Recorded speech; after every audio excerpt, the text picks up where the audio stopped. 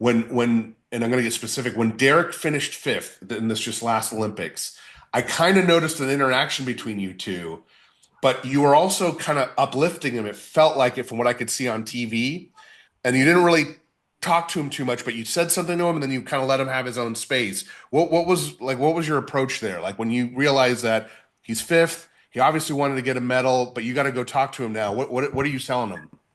Well, I guarantee you one thing that that day, that particular day, everything was left on the line. You Yeah, know, uh, and you just have to respond to that and go, wow, dude, you've done everything you can do. You left it all on the line. You came up short, dude. It happens, right? right, The son's gonna come up. Mom's gonna still love you. Your wife still right. loves you. She's in the stands. Your little baby girl's up there. Hey, we're gonna get another shot at this baby. And I think that was my message to him. Like, look, I've never I've witnessed some great performances. I have throughout that tenure. But on that particular day, there was nothing left. Derek left everything out there, and that's all you can ask for from a coaching perspective, and really, truly, that's all he can ask for from an athlete's perspective. Right. And he just came up short, man. It's just the way it was, and I think that was kind of my message to him at that point. Like, and we'd been through some. Whew, Oh, that was a roller coaster, man. That Olympics was a serious roller coaster for us. It was serious man. roller coaster. Yeah, but so at the end of that, it's hard. The emotion is incredible. I still get emotional talk about it. You just the rush of that emotion from the games and whatnot. Pretty intense feeling. And that's really from the coach's aspect, you're feeling that too. So you can just imagine, well, I don't have to imagine. I've been out there. I know what the athletes are feeling. It's tenfold what I'm feeling because I'm not the one pulling the trigger, but just leave it out there, man. Put it out there, leave it out there, come up short, you come up short, but 8 out of 10 times you're going to end up winning that battle, right. So you just got to keep fighting. And that's been our thing too. Don't stop fighting, man. It's you look at like a Christian Elliott and, just to drop a name here in Argentina, it came out, shot pretty good, 47 first day, missed a couple. He's sitting on a 120, 120 in men's ski typically doesn't get you anything. That gets you like 10th place. You know what I'm saying? But the kid didn't give up. Battled through a massive shoot off to get the number 6 bib, which is the lowest position into the final, and went all the way from the back of the final all the way to win the gold medal in Argentina. That's battling. That's giving it all. That's never quitting. That's going all the way and never saying never. And those are the types of things I think that Lance and I really tried to instill in these shooters. Like you got to take what the range gives you. You gotta, be out there fighting all the time. I don't care if you just shot a horrible score, but you're going to go out and you're going to fight the rest of the whole time. And that's what we tried to bring forth out of them. And once they buy into that, man, then it starts taking off. And then once one of them starts winning, then they all start liking to win. And everybody's like, hey, man, I like winning too. So I want to win. And so they start winning. And then pretty soon everybody's winning. And now you show up at a match. It's like, okay, who's going to win? Not how are we going to win? Or are we going to win? It's like, how many medals we taking here? We're gonna get 4, we get 5, we get 7, or we're gonna take 11. US showed up Peru, So, but and then that's super infectious and contagious. It's contagious. It's like that's it. Winning's contagious, and there for a while that team was pretty sick. I gotta tell you. So. When he asked me to first come back on this team, it tripped me out because we walked in overseas, and all these trap guys are like, oh, look who's here, so-and-so from here, so-and-so from here, and so-and-so from here. And I'm like, what are you guys doing? They should be worrying about you. Right. We walked in, and I and Josh and everybody walked in. They're like, oh, Bade and Lakatos are here. Oh, boy, we better have our A game on, right? And by the time we ended, that's how it was. Right. The country's like, oh, the USA is here, And that's how. And they've got somebody that we've never seen before, and they're still shooting great. Yeah. Like, what the heck? And my thing is always, you got to hold your head high. If you give 100%, hold your head high because you're at the top, and you're going to have some battles. And once in a while, you're going to leave it there and shoot great, and you're not going to win it. But as long as you give 100%, you need to walk away with your head high. Absolutely, no matter what. Yeah, absolutely. Well, Tokyo was a prime example of that. I mean, look at the scores that came out of that. You had a 125 by Hawk, hadn't done that since Mick did it. And, sometimes it is just an amazing field. I mean, you look at the scores at Tokyo and you compare those to years past, it was unreal. It's just how it is. And that's the level of competition the average guy that's a shooter here that is shooting, the sporting, the trap and skeet does not understand. There's you just ain't figuring It's not even the same realm. not even the same level, man. Yeah. And Not to even. touch on that, Gary, you know what's odd about that? It's going to seem odd for me to say that, but because we were so sequestered and no one was allowed on the venue, and we had nobody there, no family, nobody, no nothing, No distractions. no distractions, man. Yeah, it was tunnel vision on that puppy, and I think it really created that just exceptional performances, because that whole piece, like Lance was talking about earlier, the show part, when you walk around the corner first morning and the stands are full and it's noisy and people are loud and you're just like, holy moly, what's happening? Where am I? Because we don't get to shoot with crowds like that ever, and especially in the international world, just a couple times a year, and it's usually overseas. And so, that whole show part was missing. And it really kind of just allowed us to really basically sequester with our athletes, and we couldn't get away from each other. We were kind of smelling like old family by the time it was over, because we were basically hanging out 24/7. But yeah, just no distractions, which led to just some really incredibly stellar performances, I think there. And you could really see the difference what Jay's saying between Paris and Tokyo, and going into the opening day of the Paris games. I talked to an athlete and I said, when you walk around this corner, you're going to have a whole bunch of butterflies and everything when you see this crowd and everything going on. And you just got to keep it simple. Just man a couple of your fundamentals and concentrate on those two important pieces of your game that you have. And he looked at me like a deer in the headlights. And I still don't think he remembers us even having that talk. Sure. And that just goes to show the intensity that happens when you come around, and here's the day of days and the crowd of crowds in your sport, and it's loud, and the Olympic games are loud. There's no, a lot of people, they want to act like it's golf and you can't talk back there and make any noise or anything like that. But there is no noise rule in shooting, and it's allowed. And the Olympic games are usually louder than all. Yeah, it's crazy. And just to remind everybody, the reason why it was different for Tokyo versus Paris because of COVID. Mm-hmm. Right. And the limitations on travel and family coming and who could show up and who can be there. So that allowed it sounds like it allowed the competitors to focus more on their game, their process, et cetera, rather than being distracted by all the other pieces. But no, it's interesting that you say that because that's just a different thing. Derek mentioned that, I was talking to him about his approach to things and kind of how he deals with this pressure. And he just focuses on process and how he talks to himself. How do you get in your athletes' heads and help them think through that piece? Because again, there's only a few people in the world that have dealt with the level of pressure that you guys are dealing with in competition sports. And so folks like you who have been through that, having to pass on that information to other folks, how are you preparing them for? You really can't prepare them. And let's be honest, right?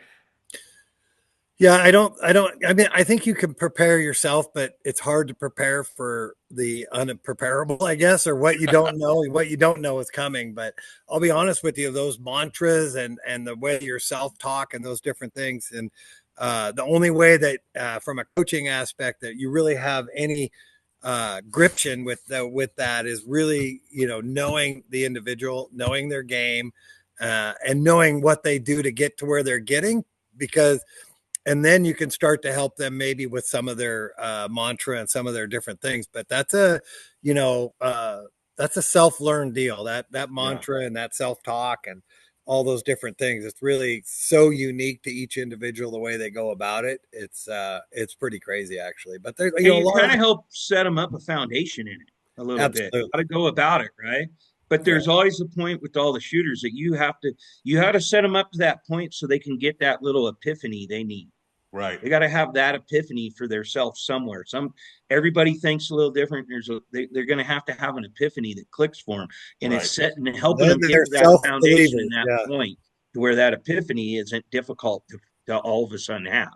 That they have an opportunity to have a few of these epiphanies, I love and that. boom, and then all of a sudden they're another level, and then boom, they have another one, and then boy, it's off and rolling now, I really love that you said epiphany, Lance, because I've experienced it in my own smaller journey in competing, not only just in shotgun sports, but other things. But I think what you guys are referring to also is that everybody's psychological makeup's different. Everyone's got a different background. The more I learn about psychology, therapy, all this, I tend to self-sabotage myself.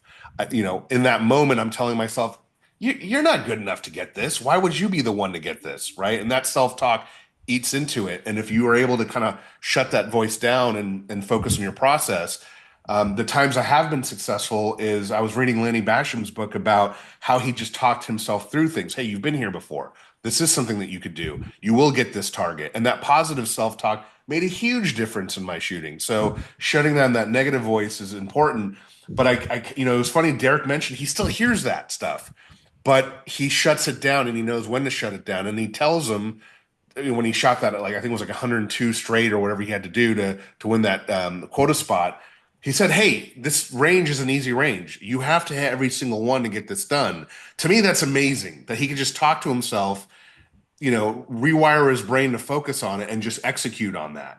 Right? That's something that I don't think a lot of people can do, and I think it takes a certain personality to be able to do that through training, through repetition, experience. But do you, as coaches, having coached so many people at an elite level, can you look at someone and be like, oh, okay, that's going to be a problem in the way he or she thinks about this. This is what I got to work on with them. Absolutely. Yes. Yes. You hit it right on the head. And each one has their unique issues. This one's full of self-doubt. This one's way too confident, which doesn't have the ability.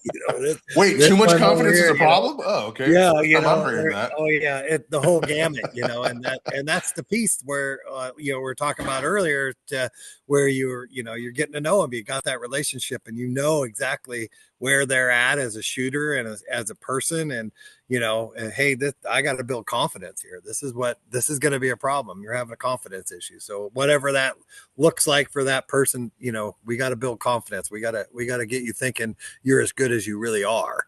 And then there's others that are like, look, man, I'm going to knock you down a peg because you think you're way better than you are, and you're not. And so, you need to have be a little bit more humble about what's going on and learn, so, but they usually learn their own lessons the hard way. Right. But you're exactly right. Each one needs a little piece of something, and it rotates all the time, okay, this is like I told Lance, Lance and I are really good at that, like good cop, bad cop, right? Or mom and dad, however you want to put it, so typically Lance is the bad cop. I'll be honest with you. He goes in, gives pretty them straight up, man. Yeah. Gives them the tough love, tells them what they need to hear in a message that's, maybe got one positive piece of bread with it, and just gives it to them. And so wait, Lance is Cobra Kai and Jay, you're Miyagi then. Yeah, and then I come in and then soften it up, and then we actually get somewhere. It seems like, right. But between the two of us, I mean, like, I'll be like, okay, it's time. Like, I'll be working with someone, like, it's time. Give them some love, Lance, right? And then Lance jumps in there, and then they'll come back around to me and be like, oh, okay, I get it now, like. And but it's really awesome that way, how we can pack up on people and get them to the point where we think they need to be, and sometimes they don't even know they need it, and then right. they come to that like he says, the epiphany of like, wow, you're right, I'm really letting all this self-doubt really just affect me, or my family life right now has got me all confused, and I can't compartmentalize and box this up and put this away right now so I can focus on my job, all these different things. So these are all pieces of the puzzle that come through, and of these higher end elite athletes that you're looking at trying to help. And a lot of it's right between the ears. They've got what they've got. Their base is their base. Their fundamentals are their fundamentals. And yeah, you might be able to tweak a knee or move a foot, or change their mount a little bit with something, give them a little Band-Aid once in a while. But it's most about keeping them between the lines in their head, and then giving them the ability to believe that they can be successful. And then once they are, the fire is lit, and then they're off. Yeah, we kind of laugh about it a little bit because a lot of times they'll come to one of us for something and want, and they're wanting an answer, a certain answer to justify. And then they come to you and they want this answer, and then you give them an answer and it ain't quite what they want, right? Or they wanted to hear. And then they're like, oh, and then they'll go to the other one. They'll go to Jay for me, and they'll go try to get the answer they want from Jay. And then later that day we'll be talking about it and say, hey, da, da, da, da, and we give them the exact same answer, what they needed, and they didn't get what they wanted. And we figure we trip them out a lot with that. They're like, geez, how did these guys didn't even talk to each other? I feel like that's good parenting, but it sounds like it's good coaching too, right? I think it puts a lot of trust in us when we have those moments. Well, you're coming in with a uniform way of looking at it. You're cohesive yourself, as like parents would be too. You go to mommy or daddy or whatever you want to use there. So no, that's interesting that there's a lot of similarities to that, and you're almost kind of having to take on their emotional, I don't want to say baggage, but it kind of is, right? You're learning about them psychologically. Yeah, and we have so a lot of the same them reach approach. their potential.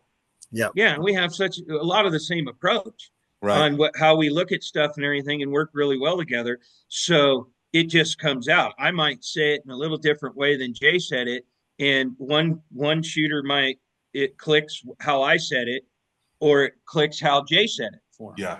Yeah. But when you're on the same page and kind of the same style and looking and on the same page, I think it trips a lot of people out that him and I are doing our elite shooting academy or shotgun academy together, because I don't think a lot of coaches could handle that with their egos or what they want people to think how much they know or not know. And I think it's blowing people's mind that the two of us can sit here and be so comfortable with each other and not be insecure about anything the other one says or does or whatever.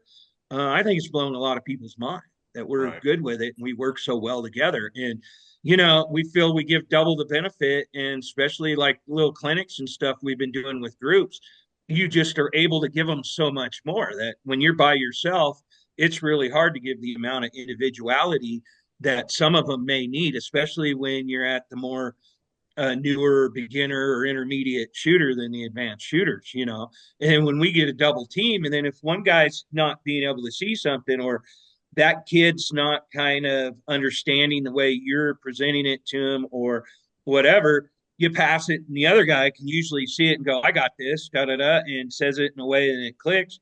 And, it just goes to create a really, really good session for everybody. I tell people this all the time, that Lance and I speak the same language. We just use different words. Right. So, I want to touch on this, but I want to take a quick bio break, guys, because we've been going for a couple hours. But if you don't mind, can we continue this? Because this is gold, no pun intended, but the information we're talking about here. And I'd like to get a little bit more into the training side of things and what you're doing with the Shotgun Academy as well. But do you mind if we take a quick pause? No, go ahead. I'm Okay. going to go back. All right, guys. So welcome back. Appreciate that. Where we left off was talking about Lance and Jay. You were talking about your ability to train, the elite athletes, but then also bring this into your shooting academy, which you guys have just started, called, what is it, Elite Shotgun Academy? That's correct. Yeah.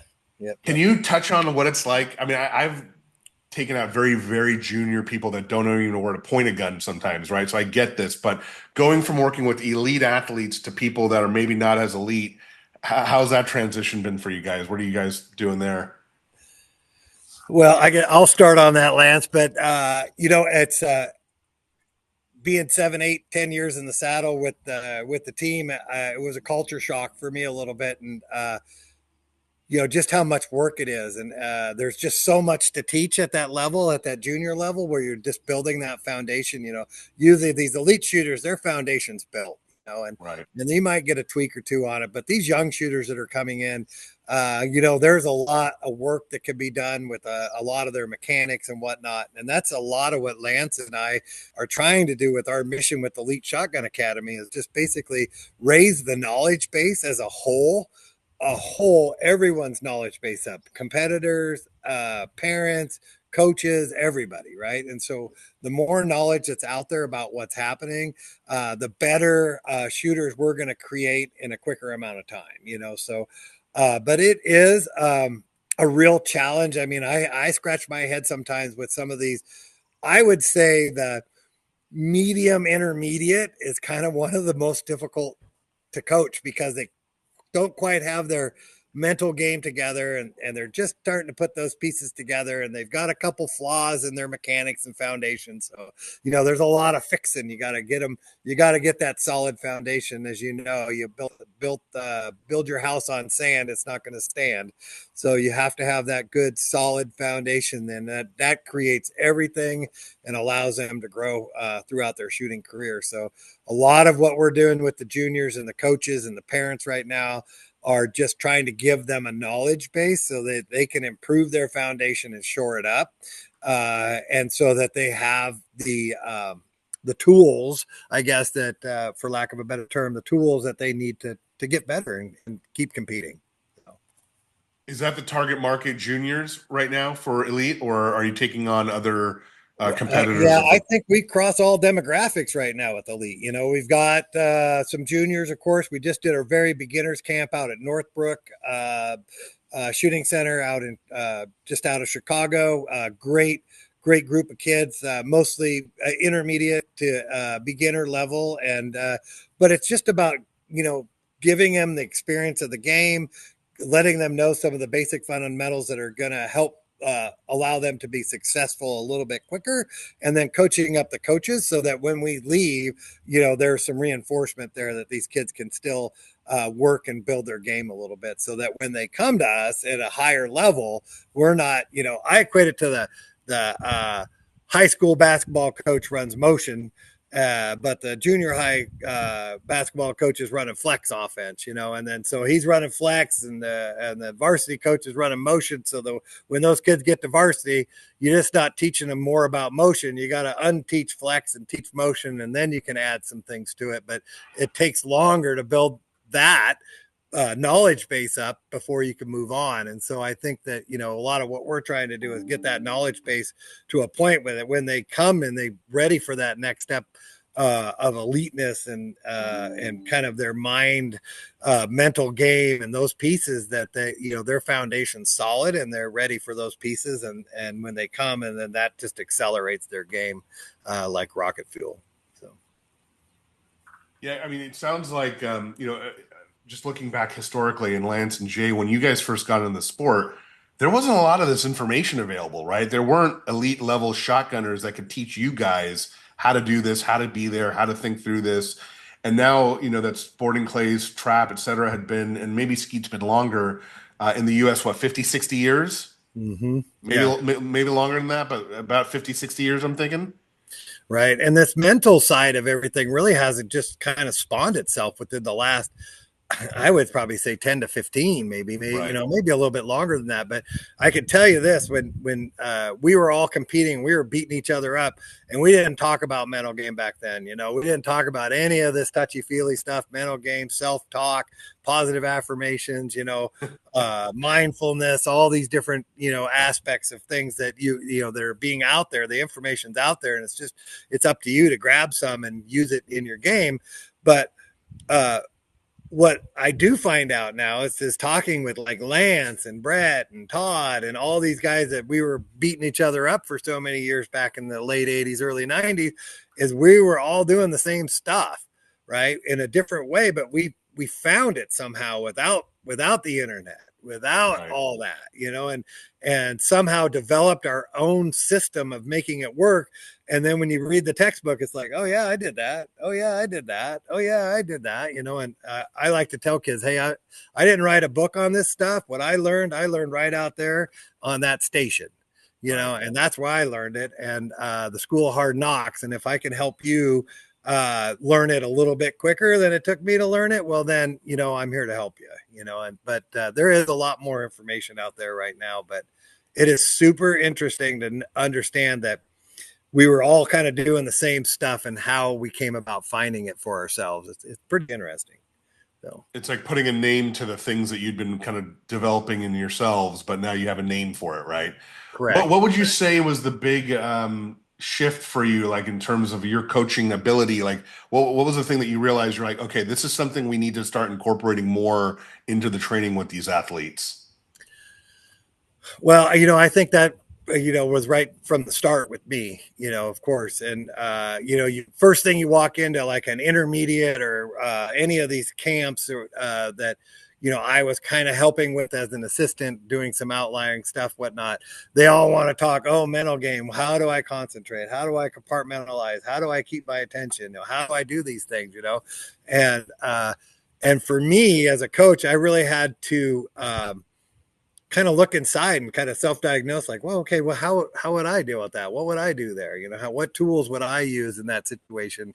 And then really start to be mindful about how that you communicate those things, right? So and I think that's been the biggest growth for me as a coach, is to be able to communicate way better than I was when I first started, and a myriad of different subjects, and being able to understand, okay, you need this subject. Now let's communicate about this in a way that's going to be at least somewhat clear to you, because everybody, you can talk to them and then you look at them, you're like, you know what I said? They're like, no, so you gotta be communicating. It's a two-way street. You have to want to receive. But yeah, that's been the biggest growth for me, is just trying to find those things and understanding how to explain them. Hey, I could go do it. I could show you, but now I have to talk about it. I have to tell you about it. I have to, find something that relates to you so that you can get something from it. And that has been a skill that I've been really trying to work on and hone in the last few years, for sure, as a coach. What about for you, Lance? Yeah, it's kind of the same thing. At first, well, it was separating yourself from being a shooter and a coach was a Hmm. big piece for me, because I did quite a bit of coaching while I was shooting to help pay for my shooting. I did a lot of things to help pay and be able to train the amount I felt I needed to train. But one of the biggest things, especially with the juniors or the young ones, is it's easy to try to give too much Sure. too fast, right? Right. It's the old keep it simple, stupid, right? And I had to learn that I've dealt at such a high end and with so many high end athletes or elite athletes, that I assume that some of these intermediate juniors or kids knew certain things with shooting that I took for granted that I thought they knew. And then I realized, oh, after a day, you'd be like, you didn't realize this, or you're doing this. And so I had to learn how to keep it simple, build that foundation, and not be scared to talk about the main fundamentals that I just assumed that most shooters at a certain level of shooting Are or a certain proficient amount of at. shooting, yeah, understand it or know this, and they didn't, and then it Right. opened a whole new world for them. So it created more of a process for me, how to go about it to check these things, uh, that they know, and explain it. So when I start building that foundation, they have a certain few things that are correct, that they're doing correct, and it, I it blew my mind a couple times. It opened a whole new world for them. And I Well, was I just have like, to imagine okay, that. that's my bad. I missed that as a Right. coach. And so it created a path for me, how I start with them and everything. And I think that's probably one of the biggest things with some coaches with beginner shooters or even intermediate shooters, is they try to do too much too quick.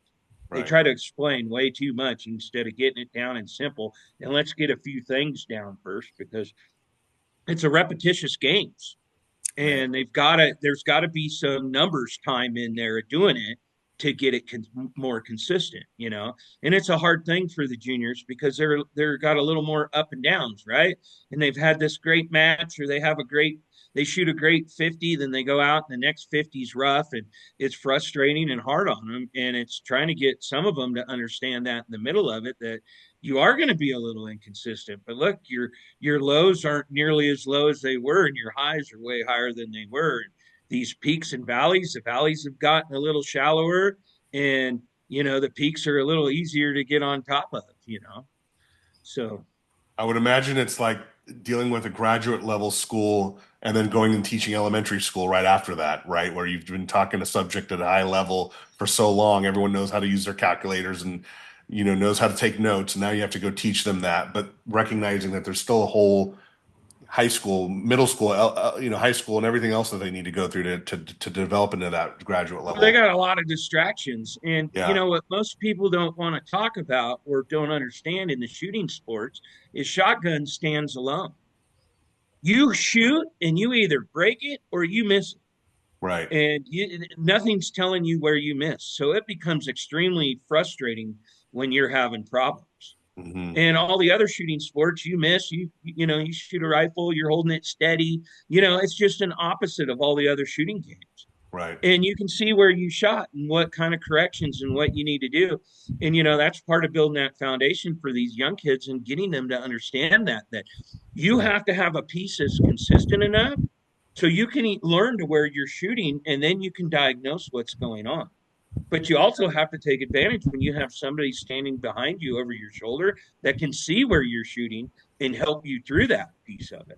Right. That's what makes shotguns so frustrating is you don't, it's a hit or miss. Well, are And you are you finding at times like you're like Derek mentioned he started tweaking some of his um I wouldn't say technique and form, but he kind of rebuilt his game from the ground up for trap, right? And he could shoot trap really well, bunker trap we're talking about, but he rebuilt something to kind of build up his confidence again. So mentally, are you working on mechanics? Are you working on that, or is it mostly mental, or is it a combination of both? oh, it's a ton of mechanics with the Okay, mental. I mean, it has to come together, but you right, have to have the mechanics to have the mental. If you right, don't have right. the mechanics, you can have all the mental in the world, but you're still going to have your episodes that you're going to have And problems your mechanics could be beautiful this week, and then you go home and train by yourself for 2 weeks, and then you come back to a match and we're seeing we're like, well, what have you done to yourself? You know what I'm saying? Right, Like, right. we kind of got to and you start see over. that in the elite athletes. Yeah, that's happened a few times. What'd you do, man? Like, What? yeah, And sometimes they argue with you, and you have to pull the video up of, you got to pull the a week video and a from, half ago when they were crushing it and said, "Well, this is you then, and this is you now." So you tell me what did I'm This standing is like this that. What? You know, Henning, you have to get this in front of people to let them listen to it. I mean, this is gold. Yeah, What they're saying is one of the most bullshit things I've ever fucking heard is you look like a guy out there who is moving a gun like Michael J. Fox having, on meth. I mean, this shit fucking mechanics. And it's my mental game. Oh, it's just my right, mental game. Yeah, your mental game is you think it's just your mental game. That's where you're fucked up. right, right. But what these guys are saying, God, I hope people watch this, and I hope people watch this. If you take anything away from this whole, this interview, this is what's important Yeah, because people have lured themselves into this false bullshit that they think that it's all mental. Yeah, it's mental, but it's also mechanical. And what Lance just said, even the good shooters have problems mechanically right, week to week. right. And it's just one of my biggest pet peeves. No, I need more No, less. it's a I, good I point, can't, Gary. It's a I very need my good point, and that's why I'm glad we're talking bullshit. about it because I think every shooter can relate to this. At some point, you think you're doing your mechanics right. I remember I shot a feed task course. I'm just going to use an anecdotal story for my situation. Shot it like crap. Came back, I was doing mounting drills at my house, and I realized that the way I was mounting was completely different than I've always ever mounted, where I put my face forward instead I was just putting it up and then tilting my head down.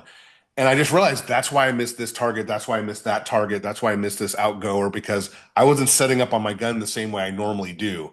And I had to be conscious about that because I'm at a stage in my shooting where I'm still a little bit more conscious about how I shoot. It's not a subconscious thing for me anymore. And since you can't see yourself shooting, so that's a good point. You are filming your athletes as they're we're training? always Yeah, I Okay. am. I try to take a little video here and there because it's, when you're dealing with a lot of people, you want to really be able to look at it because you're not going to remember everything. You're looking at, Yeah. it's like golf. Everybody's built a little different, has a little different stance and everything, and that's okay, right? It's got to work for them, but it's hard to see every little piece. But when you video it a little bit, you can really sit there and go through it. But the important part is you can show it to them.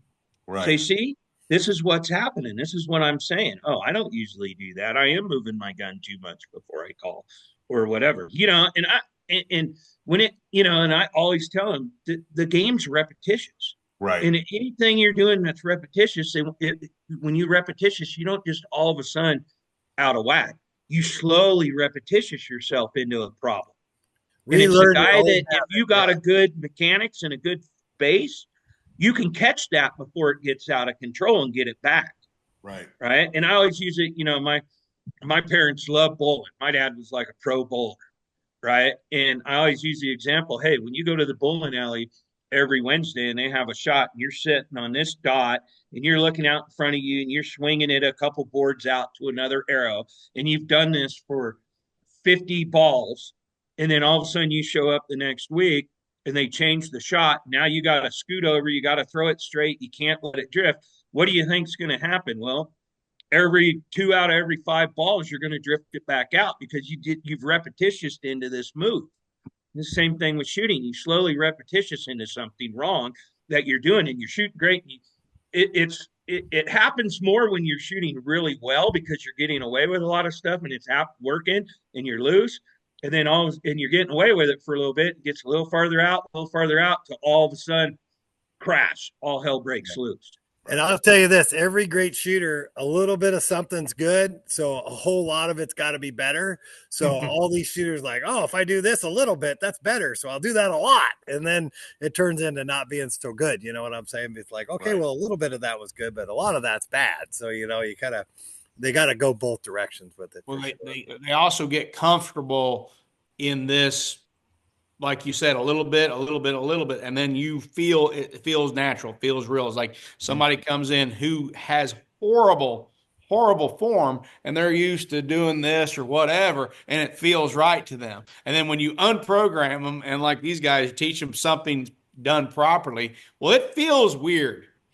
Well, okay, go back to your other method. I'm sure it Well, it's because you've been doing it weird. You're doing it right now, right? The bad habit feels good. Right. And when you start doing it right, it feels wrong because you've made the bad habit feel right. So let me ask you about that. That's actually a key point to bring up. So in bunker trap, right? We're talking about, obviously the targets do what they do. There's different schemes, etc. But it's a gun up game. Your mechanics have to be sound for that. I'm assuming for the little bunker I've shot, it's eyes first, move and make your move, right? And with sporting clays, it's a little bit different. FITAS is a little bit different, right? So you see different shooters with different styles of still accomplishing high level shooting. But in bunker trap, you need to be consistent each time. But each individual shooter is a little bit different. Like, right, for example, Lance, when I was watching you shoot some of your stuff, how you mount is different than the way Russell Mark mounts and how he uses his cheek and how he moves his mouth away and things like that. And you do a very different approach too. You come down on the gun and the way you come into it is different. So everything is a little bit different, but then at the moment of truth, are you guys all doing the same thing? Yeah, we're trying to do the same thing. Well, what I mean is between all the different competitors. Oh, yeah, well, I think so. I think, there's that piece of like, the quiet mind ready to receive, really at the end of the day, it comes down to like, if I have a quiet mind, if I'm physically in position and my mind is quiet and my eyes are where they should be, well, then I should break it, so which one of those steps didn't I do correctly? Right. Really kind of a super simple game, but yes, exactly. So they're all trying to see it as fast as they can. The difference between international trap and like a sporting clays is like, I haven't shot much FITAB, but I shot a little bit of sporting. But a lot of sporting targets they allow you to acquire it 2 or 3 times. Like I can acquire it. Oh, I didn't like that. Maybe I back off it. Then I can reacquire it and make my shot again. In a different quadrant or whatever. However that worked for me. But international trap, you got less than a half second to decide height, angle, and speed, and pull the trigger soon after that. So there's really not much adjustment, when you leave the house, it's pretty much what you got. So yeah, you don't know what you're getting. Yeah, it's gotta be good when you first go. I mean, there's no recovery from a bad start, really, from a horrible start. I mean, you can once in a while, but it's just not very fun. When I'm setting a course, even big level stuff, you try to keep most of your shots 3 seconds from the time you see it to the time you can't kill it. Now you're not going to have 3 seconds to shoot at it, but you're like he said, you're going to have visual lock on that target 2 to 3 seconds. Well, shooting bunker, you're not. I'm Right. sorry. Yeah. 3 seconds. I tell people, yeah, Well, I tell people the it's like, game's made to beat you a little more and a little yeah, less, depending on the type of the birds, right? And it's going to get farther on your vision before you're able to make the move, and that's difficult in itself. A 45-degree, 1.5 meter right angle is going to jump farther down out of your eyesight or farther from you, away out of it, than a 20-degree, 3 meter bird is, or a 5 degree, right?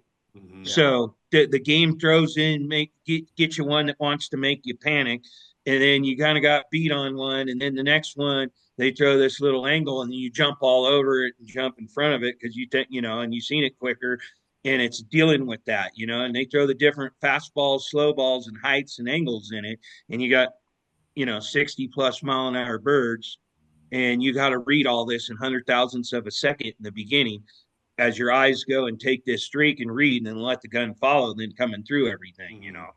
And it basically, the game makes you want to overreact and doesn't let you get any kind of rhythm. And that's another piece of it, is you have to learn how to get your own rhythm in the game, as the other shooters are shooting. And one guy might be calling pull at 5 seconds, the next guy's calling at 9 seconds, the next guy's calling at 7, and you're over here and you've got to learn how to create your own rhythm in the game on top of it. There's just a lot of aspects of the game, and they've done everything to make it as difficult as they can. Just like there's completely different aspects for a sporting clay shooter as he goes up from station to station in a different set of birds, and he's sitting there watching how to get his game plan together and set up for these birds. Where a bunker, you don't get that opportunity. You know what the setting is, but you don't know what you're going to get, so you have to be so solid at that point and be okay with being beat.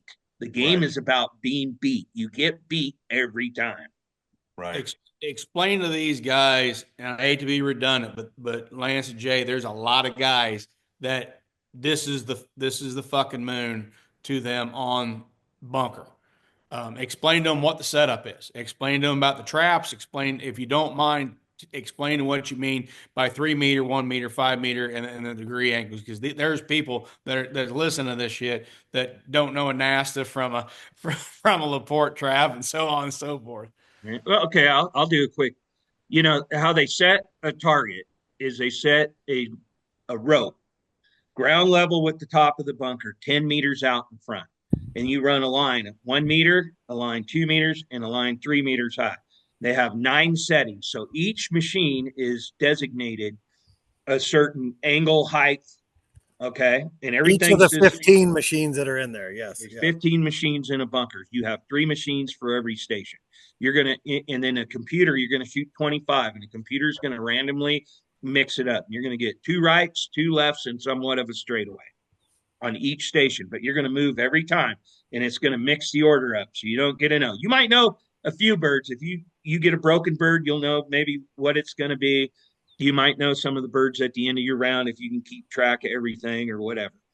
And so they'll say, okay, machine, let's say setting 1. There's 9 schemes. Scheme 1, machine 1. It's a 40-degree right angle, 2 meters. So you'll take that machine, you'll set it to throw a dead zero bird straight out, and it's got to hit that 2 meters high at 10 meters in front and land 76 meters. And then once, you have that set, then you take a protractor on top of the bunker, you move the machine to where it throws a 40-degree angle. And then the next machine might be, 5-degree right, 1.5 meter or 3 meter bird. So you set it at 0, it's got to hit 3 meters. It's got to make it 76 meters. When you have that speed and that height together, right, then you turn it and use a protractor and get 5 degrees. And they do this through the whole bunker. And there's 9 different combinations of schemes. And like I said, they like to throw you wide birds that get out of your vision and throw you this one that looks super fast, but it's a slow ball. And that's how they create the fast balls and the slow balls, and then the different heights and angles. And you have a requirement in the bunker how deep under the house the machine can be, under the roof of the house, and a tolerance in far forward and back.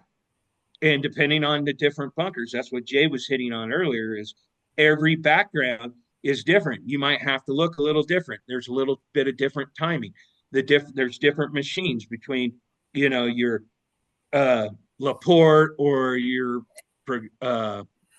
Mattarelli or whatever. They got different length arms. Some have longer arms, some have short. So the shorter arms, they got to throw a bird harder in the beginning to get it to go the distance, and it'll lose a little speed, where the longer arms can throw a little more of a consistent bird. So there's a lot of variables here on top of that for the shooter. And that's what really separates trap, is that you're not only dealing with fastballs, slow balls that you don't know where they're going, and different heights and angles, but all these different backgrounds on how you have to focus and how high you can look off. Because if you grab the flash too fast, you don't read the speed, you miss the read, and then you try to be too quick or whatever, right? And you got to play with your gun height on the bunker, your eye height, and depending on what you can see and how good the background is, or if it's a bright day or a cloudy day, it makes huge difference. And I think that's something we really good express into our trap. This is what you were referring to about reading the range, right? Yeah, is learning how to read the range and how to set up your eyes. And sometimes you have to go outside your comfort box. Yeah. And it don't always work, but you have to be willing to. Yeah. But it's finding that timing. It's about that timing because you have to let that bird beat you. You can try to go instantly with it, but you're going to miss some reads, and it's going to cause problems on the back end when you go to shoot. You're going to blow out in front. You're going to blow out over. You're going to blow out in those places that are very difficult to recover from to make a second barrel, and it's learning, okay, I've been shooting this selection match. It's a 4-day selection match. We've had 2 days of sun, seeing it real good. And then all of a sudden the clouds come in on day 3 and we have a little weather and a little wind and it's a little darker. Well, the birds are going to beat you naturally. You're not going to see them as good, and they're going to beat you a little further. And it's the guy that can handle that and be okay and still build his move up and let that read happen and get there, because it's going to make a huge percentage of the field want to jump on everything because they feel like they're getting beat farther than they should. And then that creates panic, right? And so that's a really big piece that makes bunker really separate from the other games. Absolutely. It adds a level of complexity and difficulty I wasn't even aware of. I've shot bunker. I've only shot one competition, and you brought up something about rhythm, Lance, that really stuck with me, because every discipline I feel like has its own rhythm, whether it's, Halise, sporting clays, feed task, trap, ski, etc. Someone who shoots multiple disciplines has to figure out what their rhythm is, how they set up for it, how they move to the target, and how they do it. And at the end of the day, as Derek had said, they're all targets in the sky, right? But your techniques to make the most efficient move to that target in the sky is, I think, what separates everything. How do you get a rhythm in bunker? I feel like, it's tough, right? I mean, you mentioned the different ranges. If you're coming to one range and you have to hit this target, but it's slightly different than the range you shot before or trained on, how do you make sure that you've got the rhythm down and you're going to start off with a good start? Like when you show up at the range or start of a match? Well, that's a good point. So do you get to train a little bit on that range? Well, we try to get there to train, but you do not get any training before the match starts on the day of matches. Once the match starts, if it's a 4-day match, there's no practice, there's no nothing. Every round you go out cold, and that's how it is. Every morning you go out cold and have to get going. And that's another tough aspect that a guy has to learn. Right. But it's kind of what Jay was saying, and you were talking about, Derek, having that mental routine where you're talking through. You have to be really repetitious with that piece of it too. You're talking to yourself, but you're also, if you need a break, you need to let your mind wander, and I shoot, excuse me, I walk to another station. Okay. I have a little bit of time, but to create a rhythm and get into everything in my mental and everything going, there's a point of one or two or three shooters before you, as they're shooting, that you're starting to go into your whole process, Right. getting ready for your shot, whatever it is. You got your gun, you got your ammo in, you're set, you got your foot position. Whether you're a guy that likes to watch the targets come out, I never was. I like to look down in front of me somewhere. I didn't want to see what anybody was doing, and I just wanted to go through my stuff. And I do it in a routine to where when I start, I got my gun down and I'm ready, and my hand, and I got everything going. Maybe it's two shooters before me, and now I'm going into my process, and I have a timing in my process of whatever I'm talking to myself and reminding myself what to do correctly that's making me successful, that I want to key on. I'm going through that in a timing fashion to create that rhythm that when, as I get done with that talk, this guy next to me is shot. Right. Boom. And now I'm coming up and going through whatever I want, and I'm doing everything the same. I'm bringing my gun up the same speed. I'm closing it the same time. I'm mounting the same timing, and that's how I create your routine. And Lance, then can I ask you about sets that? me to let my eyes set the same amount of time that I know I have a strong focus. Right. You focus too long, it's not good. You focus too short, it's not good. You got to have that same, because the game's going to have birds jump on you no matter what, right? So you got to be 100% with the same strong focus. As soon as you rush, you're going to rush your call. You're not going to be strongly focused, and you're not going to see that bird as good. And what's going to happen? That bird's going to look fast, and you're going to come out it fast. You're going to feel like you got beat more, and you're going to do everything fast, Right. and it's creating that rhythm. There's so many little things in there that happen. And it's the same thing. You get an over, you got to stop and you got to start over, because if you don't, you just jump your eyes back and call pull, and they're probably not ready. Right. And you've kind of rushed. And now you're not going to see the bird good. It's going to look smaller. It's going to look faster, and you're going to panic. So I know this is individual to everybody. And Jay, oh, sorry, Jay, did you want to say something? I was just going to say everything that Lance just talked about there really comes back to discipline, right? How disciplined am I? How bad do I want it? How much am I going to go through all these things so that I make sure that this is right? And that's the discipline aspect of the game. Do I believe in what I'm doing? Yeah. You have that discipline. Once you start believing, and you can convince, and guys do it, and you believe, then all of a sudden it's amazing the things you start doing that you see are benefiting you. Right. Because Interesting. the game will make you doubt. Oh, yeah. Well, if you don't mind doing this, and this might be a really unique thing to you, but I'm just curious, or Jay, whoever wants to talk about this, literally walk us through what your routine is.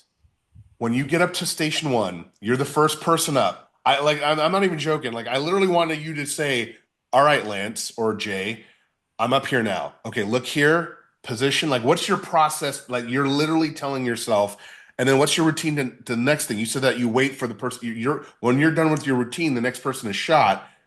Walk us through that. Again, knowing it's unique to you, it might be a little vulnerable telling us your little secrets, but come on.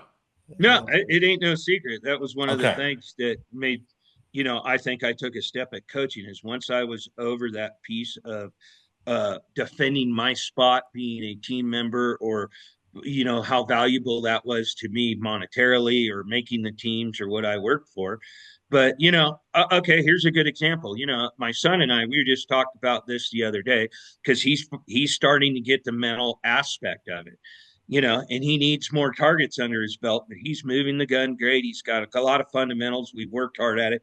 We've had our battles and discussions and everything else. And he's starting to get the mental game, and he's fought putting it together all the time and trusting everything, right? And one of the things I told him is, one of the things I've always told myself when I'm shooting somewhere in my routine that I talk, if it flies, it dies. Something positive. I broke every bird that's come out of every one of these schemes. How consistently I've broken them all is a different story. But if it flies, it dies, because first off, you need some kind of positivity. Right. You have to believe, right? And whether you're doubting yourself, sometimes that if it flies, it dies, it might be all you need. But I'll walk up and I'll be telling myself, and sometimes it changes from match to match, depending on what I was having problems with, but I'll tell myself something like smooth, follow through, easy on the second barrel. Okay, those are all keys to me to not jump. right? But I want to tell myself what I have to do, or a word or a phrase that is key.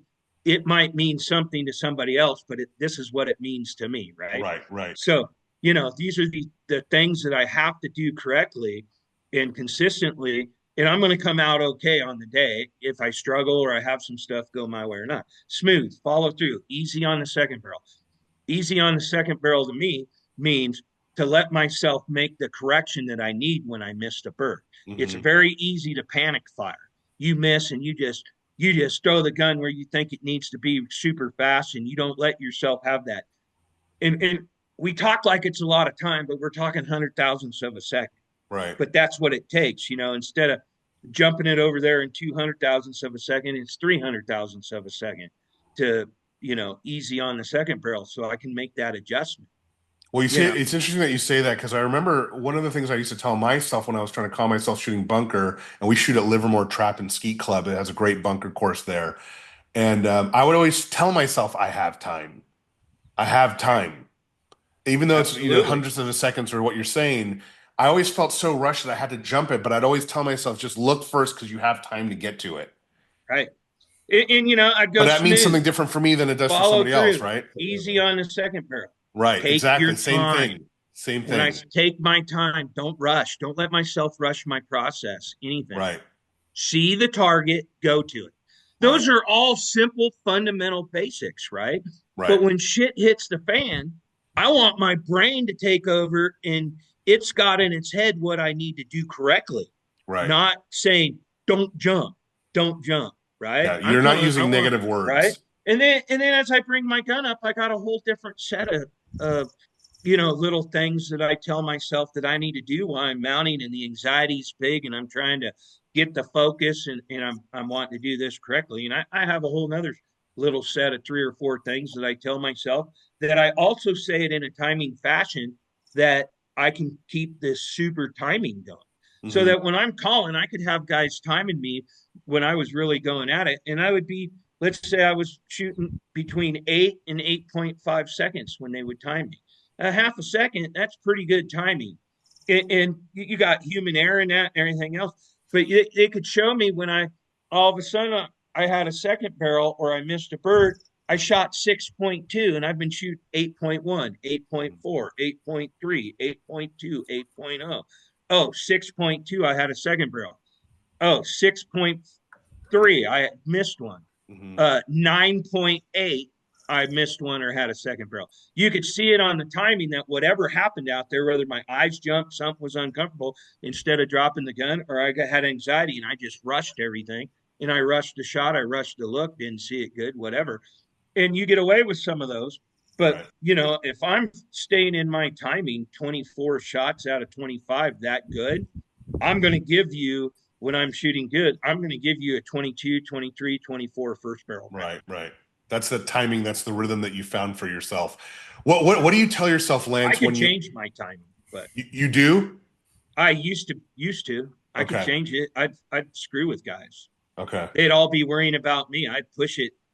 If it was 12 seconds, I'd push it at 12 and a half and run a 50 straight or 25 straight or 50 straight. And they'd all be worrying about me and going and complaining to the refs. And then I go out to the next round, the refs will pull the stopwatch out, and I drop my time into 8.5 seconds.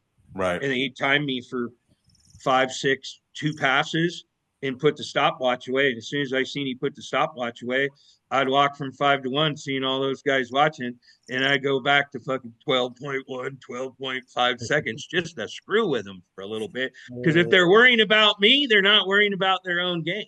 Right. They're worrying about me. And that's kind of your game too, head. is to mess with them to build your confidence level up too, because you're able to control that aspect of your game. Yeah, I build my game and try to take away from their game a little bit. Right. If I'm in their head, they're worrying about me instead of breaking the targets.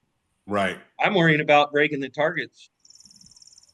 And I worked hard at being able to hold a timing like that in a routine.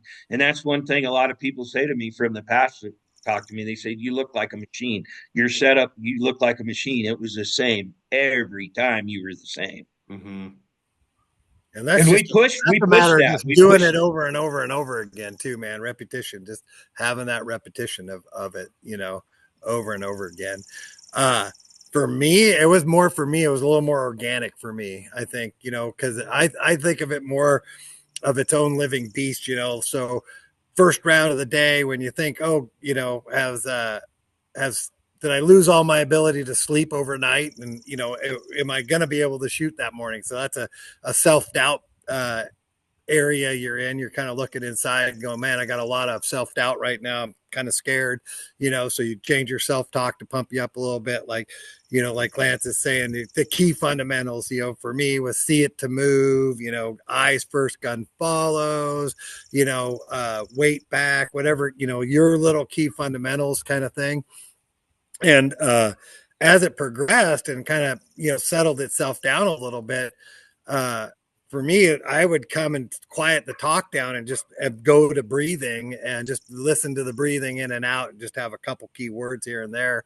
The perfect round for me would be just me telling myself to relax the whole time because I was all keyed up and spun up about it. And all I'm worried about, all I know I have to do is I got to take the edge off the razor and I'm going to be just fine. But if I don't, I'm going to cut myself. So, that whole mission was just to stay relaxed and stay in the moment and, drive your time to that moment in time when the bird's coming out and being ready, and then at the end of it all, how the mantras change would be at the end of the match when you need to put up a big score to make the final and you're kind of backs against the wall and you got to shoot a 24 or 25.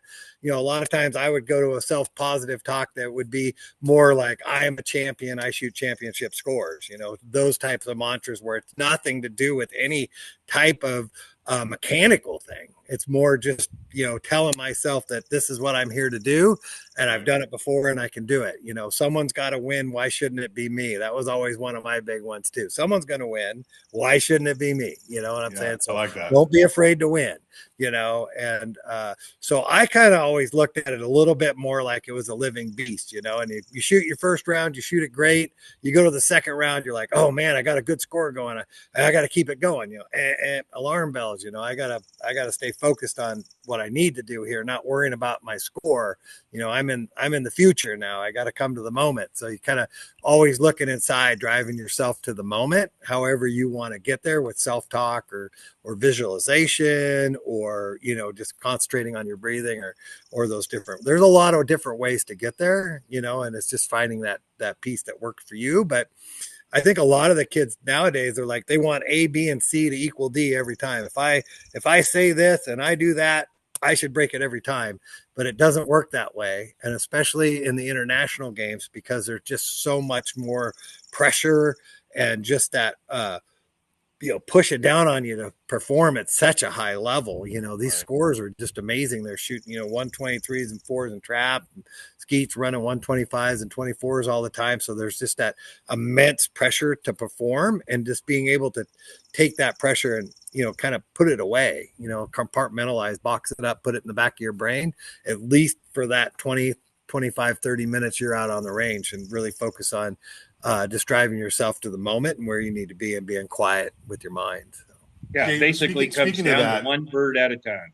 Yeah. One bird at a time. You can only break them one at a time. So let's talk about the compartmentalization part and missing, because look, you're going to miss in any shotgun sport you do, no matter who you are. There isn't anyone out there who's been perfect throughout in the history of shotgunning, right?